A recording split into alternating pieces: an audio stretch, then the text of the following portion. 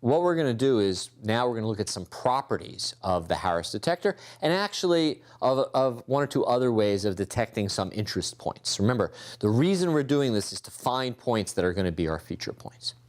So let's start with rotation. Okay, if I've got an image, so we have here a little notional corner, and I were to rotate it, how would the Harris operator change? Well, remember that whole thing about the ellipse rotating? Well, the ellipse would rotate, right? But it would be the same ellipse, right? Because the variations in the gradients would be the same over the window. The whole thing would have rotated. So basically, the Harris corner detector is invariant to rotation. That's cool.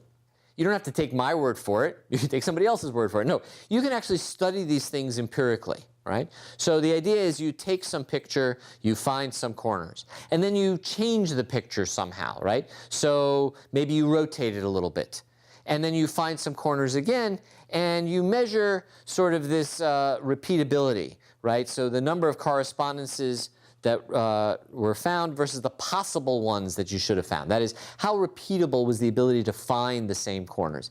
And as you can see here, as they varied the rotation of the picture all the way up to 180 degrees, you've got pretty good reviews. By the way, imp Harris is improved Harris. But you can see that both Harris and the improved Harris are pretty invariant with respect to rotation. By the way, these plots come from this very nice paper from Cordelia Schmidt and folks there. And in fact, here it is showing you. It's from the International Journal of Computer Vision. I put these sort of basic sources in here just so you can see where some of this stuff comes from. And if you're interested in computer vision, I encourage you to take a look at what these papers actually do to get a sense of how this stuff got derived.